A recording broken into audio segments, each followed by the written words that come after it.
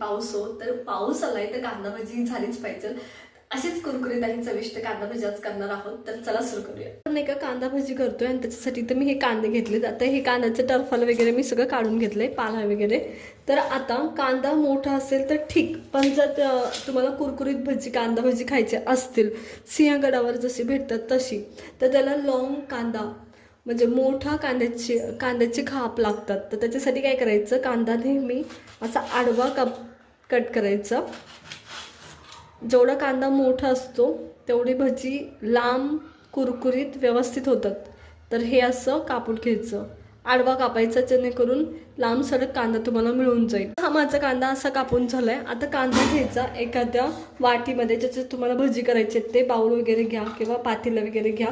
तो सगळा कांदा ट्रान्सफर करून घ्या आणि याच्यात सरळ मीठ टाकून ठेवायचं. मीठ टाकल्यावर पाणी बरंचसं सुटतं कांद्याला आणि त्याच्यामुळं व्यवस्थित कुरकुरीत भजी होतात. त्याच मिठाच्या पाण्यात आपल्याला भजीचं पीठ मळायचे, तिंबायचे, हे लक्षात घ्या. अजिबात एक्स्ट्रा वरतून पाणी नाही टाकायचं. तर सुरुवातीला मी कांदा मिक्स करून घेते, मिठामध्ये व्यवस्थित घोळून घेते, जेणेकरून सगळं मीठ त्या कांद्याला लागावं आणि पाणी सुटायला सुरुवात व्हावी. आणि त्याच्यानंतर कोणत्या कोणत्या वस्तू मी ॲड करते तर चला पाहूया. पहिले टाकते मीठ, टाकल्यानंतर कढीपत्ता मी तोडून टाकते. आता याच टायमाला का मी तुम्हाला टाकते ते पण सांगते. ह्या कढीपत्त्याचा वास त्याला फार अप्रतिम लागतो. आता ज्या ज्या गोष्टी पीठ टाकायच्या आधी पाणी सुटतानाच आपण टाकणार आहे, त्या सगळ्या गोष्टींचा वास त्या कांद्याला लागत असतो आणि त्याच्यामुळं खूप सुंदर भजी लागतात, खूप टेस्टी लागतात. त्याच्यामुळं आत्ता टाकते मी. कढीपत्ता टाकल्यानंतर ह्याच्यात ओवा टाकते. सगळ्या गोष्टी आपण मिक्स करणार आहे लगेचच. त्याच्यानंतर मी याच्यात ॲड करते मिरची पावडर. आता मिरची पावडर तिखट आहे म्हणून मी थोडीच ॲड केली. तुम्हाला जेवढी टेस्टला हवी तेवढी तुम्ही करा. तर हे सगळं हलवून घ्यायचं आणि ह्या सगळ्या गोष्टी ह्या पीठ टाकायच्या आधी करायच्या, जेणेकरून व्यवस्थित कुरकुरीत व्हाव्यात आणि टेस्टी व्हाव्यात म्हणून. तर हे मी ॲड केले आणि तुम्हाला दिसत असेल आत्ताच पाणी सुटलंय कांद्याला. तर या पद्धतीने इथं कांद्याला ना पुरेसं पाणी सुटले आणि तुम्हाला दिसत असेल की लालसर कलर आलाय पूर्ण आणि वास सुद्धा कांद्याचा असायला लागतो, जसं की कढीपत्ता वगैरे वाटून टाकलाय ओव्याचं वगैरे. त्याच्यामुळे जेव्हा तुम्ही मीठ टाकता ना त्याच टाईमला शक्यतो ह्या गोष्टी टाकायच्या, जेणेकरून फ्लेवर खूप छान बसतो. कढीपत्त्याचा, ओव्याचा, मिरचीचा खूप सुंदर लागते. तर चला आता बाकीच्या गोष्टी ॲड करूया. तुमची मिरची पावडर कितपत तिखट आहे त्यानुसार आणखी याच्यात हिरवी मिरची ॲड करायची. खूप तिखट असेल तर हिरवी मिरची कमी ॲड करायची. कमी तिखटवाली हिरवी मिरची ॲड केली आहे, कारण खूप सुरेख लागते मिरचीचा थोडासा फ्लेवर, त्याच्यामुळे ॲड केली आहे. तुम्हाला नको असेल तर स्किप केली तरी चालेल. तर आता मी याच्यात नाही का बेसन पीठ टाकायला सुरुवात करते. बेसन पीठ ना टाकायचं आणि हलवत राहायचं. जेवढं पाणी तुमचं बेसन पीठ घेतं तेवढंच बेसन पीठ तुम्हाला ॲड करायचं याच्यात, जास्त नाही. एक चमचा हे तांदळाचं पीठ आहे ते मी ॲड करते आणि मिक्स करून घ्यायचं. आता ह्याच्यात फक्त कोथिंबीर ॲड करायची राहिली आपली, ती ॲड करणार आहे आणि लगेचच भजी करायला सुरुवात करणार आहे. कारण जर थांबला तर तुम्ही लक्षात घ्या की त्याला पाणी सुटत राहतं आणि पीठ पातळ होतं. तर आता हे बरोबर झालंय. आता मी लगेच भजी करायला सुरुवात करणार आहे याच्यात कोथिंबीर ॲड करून. मी कोथिंबीर टाकते, फक्त आपली कोथिंबीरच टाकायची राहिलेत. आता मला स्वतःला कुरकुरीत भजी जेव्हा आपण करतो ना, तर मला स्वतःला सोडा टाकणं हे काही योग्य वाटत नाही.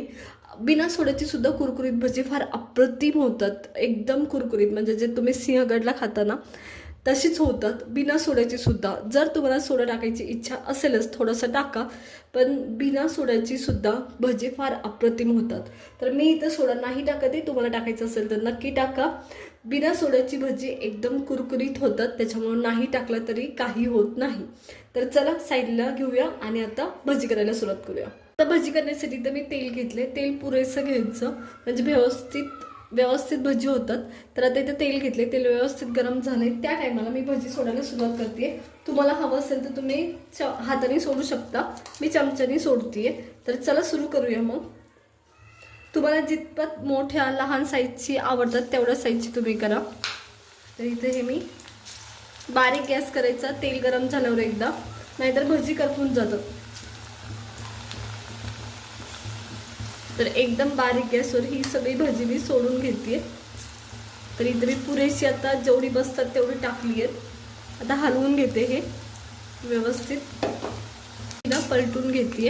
आता जर तुम्ही लाल मिरची पावडर टाकली असेल तर त्याला पूर्ण थोडासा ब्राऊन कलर जरा जास्त येतो. मिरचीला कलर असेल तर तुमच्या मिरची पावडरला, जर नसेल तर पिवळसर होतं. तर इथं मी भजी ही व्यवस्थित तळून घेते आणि तुम्हाला अगदी कांद्याचा एक जो कांदा असतो तो तुम्हाला सेपरेट दिसत असेल तर अशी झाली पाहिजे. कारण ही जेव्हा अशी दिसतात ना टोकं खेकड्यासारखी, खेकडा भजी करतोय तर खेकड्यासारखी जेव्हा दिसतात तेव्हा ती व्यवस्थित कुरकुरीत होतात.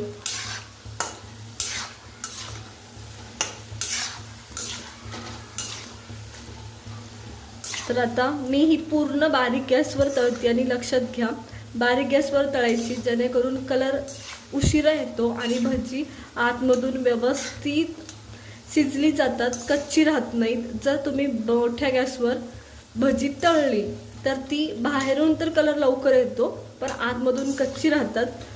त्याच्यामुळे बारीक गॅसवर ही तळून घ्यायची. भजी माझी व्यवस्थित तळून झालीत, मी तुम्हाला दाखवते. एकदम कुरकुरीत अशी झाली. आपण साईडला काढून घेतोय आणि मी बारीक गॅसवर तळलीत. तर चला साईडला काढून घेते मी आणि मी तुम्हाला आवाज पण दाखवते भजीचा कसा येतोय.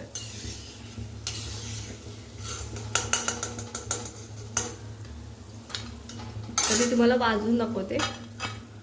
या पद्धतीने कुरकुरीत झाली पाहिजे.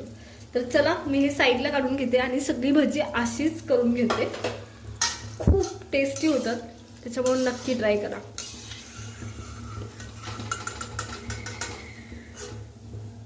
तयार आहे एकदम झटपट अशी आपली ही कुरकुरीत अशी खेकडा भजी, कांदा भजी. अगदी तुम्हाला हवी तशी तयार होतात, जशी सिंहगडावर भेटतात तशी. त्याच्यामुळे नक्की ट्राय करा. खूप सुरेख लागतात, अगदी शेवटपर्यंत कुरकुरीत असतात. त्याच्यामुळे नक्की ट्राय करा. रेसिपी आवडली असेल तर लाईक करा, शेअर करा आणि सबस्क्राईब करा.